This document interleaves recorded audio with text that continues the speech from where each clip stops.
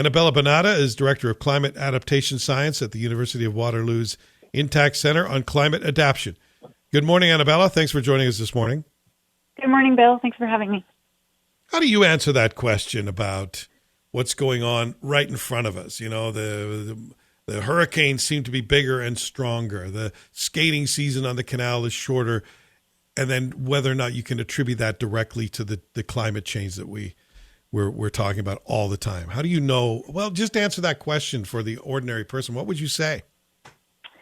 Well, I would say I am a science person, so I trust the science. And even if anecdotally you want to look back and speak to people who have been living in the same place for a long time, they'll tell you they've seen the seasons change. And even though we have variability in weather and in climate, and all that means is we're going to see cold, we're going to see warm, we're going to see some years that are wetter than others. That's normal. We'll see that throughout time. What's not so normal anymore is the intensity, the frequency of events, how long events last. So when we have a cold snap, it lasts longer than it would have in the past. When we have an extreme rain event, it has much more rain falling in an area that didn't used to have that happen. So scientists look at that, and they don't want to fool people. What are they going to get out of it? So more and more studies are coming out in the short term. So when we have, so they're called like quick studies. So we have an extreme heat event, and they go back and they study what was the likelihood of that extreme event occur, like extreme heat occur, if we hadn't had climate change. And it's actually with that due to climate change, there's always like a 6 times chance that this would have occurred. So they can now directly say, because the climate is changing, these events are occurring. There's a double, a triple, a 6-double chance of them occurring. So when you look at Ottawa and the last couple of winters we've had in the non-existent skating season and then the very limited skating season right now, is that something you think is the new norm, or is this aberrationally mild even within the bigger picture of global warming and climate change? It's the new norm in a longer term. So next year we might have a super cold year, and then everybody's going to turn around and say, hey, see, there's no climate change, there's no warming happening.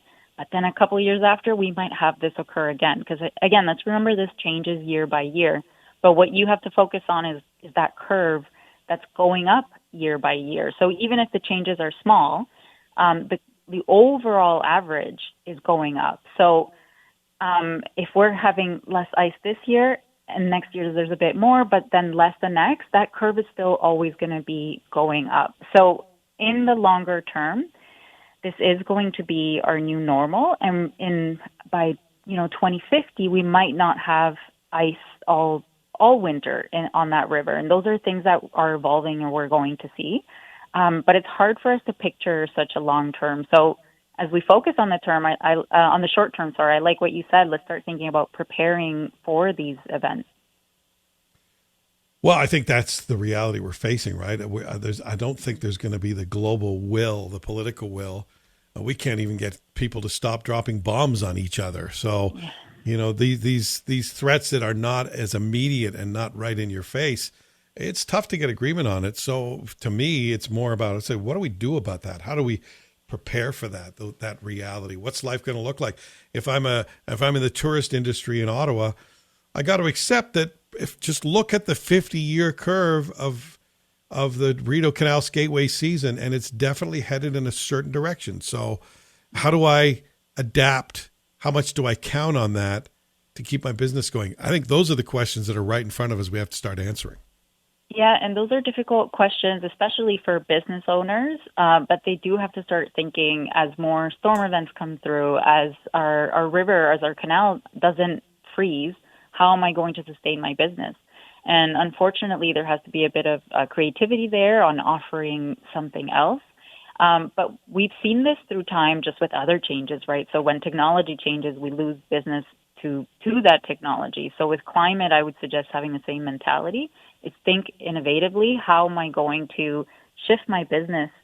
Or especially if it is skating on the canal and that's getting shorter and shorter, you'll have to shift your business. But if extreme weather in general is just affecting your business, think about any adaptation measures that you can have So some businesses might be prone to flooding. And so you really have to think about how can I adapt my building? What can I add to it to make it more resistant to flooding, and things like that. Yeah, and it's hard to think on the timelines that we're talking about here, right? Because you talked about 2050, and maybe we won't have ice at all in on our canals and our rivers in Ottawa. That's a very short period of time when you look at how long the Earth has been here, but it's a very long period of time for a lot of businesses, and businesses they're often going from one season to the next, just trying to survive. Mm-hmm. We Yeah, need exactly. governments So then, I think, yeah. to give us more guidance, and I don't see that happening either. Do you?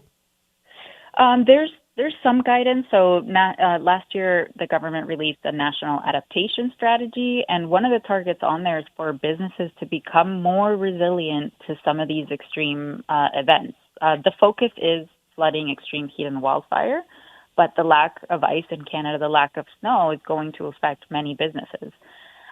So there are some targets set and some ideas and funding trickling down, but really it's going to be up to the business owners to implement some measures that will strengthen their business. So it depends on which peril is mostly affecting them. They're going to have to look into some of those measures. Well, and that should be the area we can agree on, no matter whether you think climate change is real or not, whether you think it's man-made or not.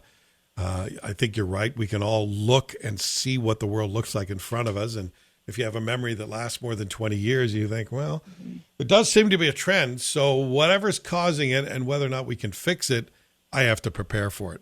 I don't see why anyone would argue that point. That's absolutely right. That's the part that I like about the work that I do, is that it's okay if we don't believe that it comes from the same place, but we're both watching the storms occur. We're both watching homes get flooded or people get displaced. It's sad to see all these situations occur. Some people lose their lives in some extreme events. I don't want that to happen. I want people to be prepared. It doesn't matter where we think it's coming from. We see that these extreme storms are occurring, so let's do our best to prepare our communities for it. Yeah, if you're a business that puts a hut out on the Rideau Canal, you're standing ankle deep in slush right now. It doesn't matter how you got there. You're ankle deep in slush. And Yes. how much do you trust that it'll be better next year? Yeah, exactly. That's the thing. I mean, give it a few more years, for especially if it's a business you can't do turnaround like that quickly. See what happens in the next few years. But we know that it's trending up unless we all do something to just completely slow down the changes that we're seeing. But in the meantime, prepare your business for what's coming. Sounds like common sense to me. Thank you, Anabela. Appreciate it. No, thank you, Bill.